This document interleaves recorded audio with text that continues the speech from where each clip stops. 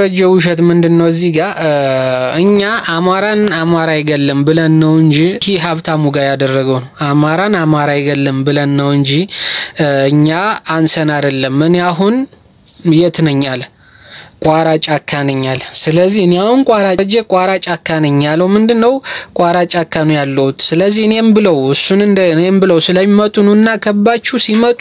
አግዙ ለሁለት እንጨፍል እንደብድባቸው እንጨፍጭፋቸው ነው ይሄ ከብልጽግና ጋር ማለት ይሄ ደረጃ ያስተላለፈው ሜሴጅ ነው እኔ አይደለም ስለዚህ እኔ አሁን ያለውት ቋራ ጫካ ነኝ አዚህ መጨፍጨፍ ይችል ነበር ነገር ግን አማራን አማራ አይገልም ብሎ ነው የተናገረ ማለት እንዴ ልጨፈጭፍ አይደል ይርህ እንዴ የመጣውልህ ይያል ስትዝት ነው ሲዝት ነበር አይደል መጣውልህ ብሎ ሲስት ለከፍ ያለው እኮ ተው በቂ ጥይት የለህም ገባ እነሱን የፋኖችን መግደያኮ በቂ ጥይት የለህም ብሎ እንደሄድ ዛሬ ቀንህ ደርሶ እንደይሆን ምናም ብዬ ነግሬው እንቢ ብሎ ይገባኩ ይላል በቂ ጥይት የለህም ለማን ነው በቂ ጥይት እሱ ጥይቱን ምን ወደ ላይ የተኮሰንት ሊል ነው እንዴ ገራኔ ቦታ ከነገርኳቸው ወደኔ ይመጣሉ ነው ለብልጽግና ነው እንግዲህ እንደረጃ ያስተላለፈው ማለት ይሄን ለብልጽግና ነው እንደረጃ ያስተላለፈው ስለዚህ ኑና እኔም ብለው ሲመጡ እናንተም እኛም በዚህ በጎን ለሁለት ፋኖችን እንጨርሳቸው የት ቋሪ አካባቢ ያሉትን ማለት ነው ይሄ ሜሴጅ ነው ስለዚህ አሁን አብሮ ማን እንደሚሰራ እኮ ራሳቸው ተናገሩ ማለት ነው ብልጽግና ጋር ራሳቸው ማን እንደሚሰራ ራሱ ደረጀ ለፈለፈው ሳያስበው ማለት ነው ሳያስበው ለፈለፈው ሌላው ደግሞ ምንድነው ደረጀ በጣም ፋኖን ከአማራ ህዝብ ለመነጠል የተጠቀመበት አረብሮብ ማይሉ ክርስቲያን የወለዳቸው የማይመስሉ ምን ፋኖችን ማለት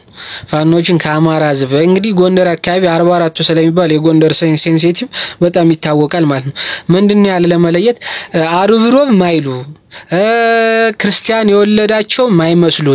ትልቅ መስቀል አንጠልጥለው ይላል ትልቅ መስቀል አንጠልጥለው መኪና ያርዳሉ ይላል እንግዲህ ፋኖ ሆኖ ፋኖ ሆኖ እንግዲህ የነሱ አካሄድ ካልተመቸው ከማስተማር ይልቅ ለሱ ፕሮፕሮ ወደሱ ከመሳብ ይልቅ ወጣቶችን የፋኖ ስም በአለም መድረክ እንግዲህ በአለም መድረክ በአሸባሪነት ለማስመዝገብ መስራት ከዚህ በላይ የለም ብልጽግና ምን እንደዚህ አልሰራም ማለት ነው ብልጽግና ከነዚህ አንፃር ብልጽግና የአማራም ጠላት የፋኖም ጠላት አይደሉ ከነዚህ ከነደረጃ አንፃር ማለት ነው ምንድነው ደረጃ የተናገረውን እኮ መረጃ ይዘው ኢንተርናሽናል ኮሚኒቲ ላይ ሄደው ማስረዳት ነው የሚጠበቅባቸው ብልጽግና ማለት ነው ምንድነው ያለ መኪና ያርዳሉ ይዘርፋሉ ሴቶቻችን ይደፍራሉ ክርስቲያን አይመስሉም አረብሮብ ይበላሉ የአርሶ አደር በሬ እያረዱ ማለት ነው ገባ አረብሮብ ሲጀመር አንደኛ ወታደር የመጾም ግዴታም የለበትም አይደለም ያገኘውን ነው መብላት ያለበት ስጋ ነው ምንድነው አረብሮብ ነው ምናምን የማለት ግዴታ የለበትም ይህን እንኳን ለፕሮፓጋንዳ መጠቀም አልነበረበም አንተ ትክክለኛ ያማራ ስሜት ቢሰማ ይህን እንኳን መለይ ማወቅ ነበረብህ ሁለተኛ ደግሞ መኪናው ማን ነው እስኪ ያንተ ልጆች አይደሉ እንደ መኪና የሚያርዱት ያንተ ልጆች አሉ አይደል እንደ ዘልቀው እየገቡ ህፃን ተሸክመው ሲዘርፉ ብር ሲቀበሉ የሚይዙት ካንተ ጋር ያሉ አይደል ካንተ ጋር ወጥተው ወደ ብልጽግና ይሄዳሉ ብር የተቀበሉ አሉ አይደል እንዴ ብር የሚቀበሉት ይሄልና ደግሞ ሌላው አስቂ ነገሩ ደግሞ እንግዲህ ጎጃም ላይ ድርጅት የራሱን የጎጃም ወጣት የራሱን ድርጅት በሸዋም በጎንደርም በምንም የራሱን ድርጅት ያቋቁሙና ወደኛ ይምጡ አንተ አቋቁመህ ወደ ተቋቋመና እንጂ ጎጃም ላይ ማን የትኛው ማስረሻ ሰጥ ያለ አንድ እኮ የለውም ማስረሻ ሰጥ አይደለም ሰረል ሊኖረው እኮ ራሱ ባህር ዳር ገብቶ መውጣት አይችልም ማስረሻ ሰጥ ምን አይነት ጥላቻ እንዳለዎቹ በዚህ ጋር ሀብታሙና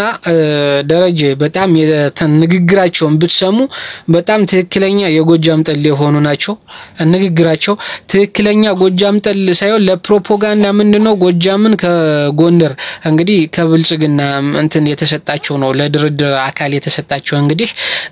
ምን ይላል አንዱ ጎጃም አካባቢ ያለውን ማስተካከል የሚል አለ ብልጽግና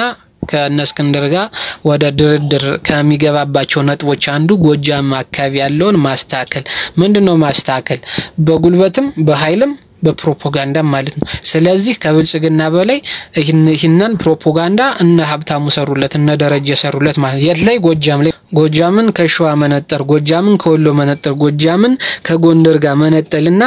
ጎጃምን ብቻውን አስከብቦ ማስጨረስ ጎጃምን ያለውን ነገር ማስተካከል ማለት እኮ ይሄ ነው በቃ ብልጽግናዎች ያልቻሉትን በእነ እስክንድር አስፈጻሚነት በእነ ደረጀ አስፈጻሚነት በሀብታሙ አስፈጻሚነት ያው ሊያስፈጽሙ እንግዲህ መሰስ ብለው መጡ ማለት ነው። ከዚህ በላይ እኮ መነጣጠል የለም።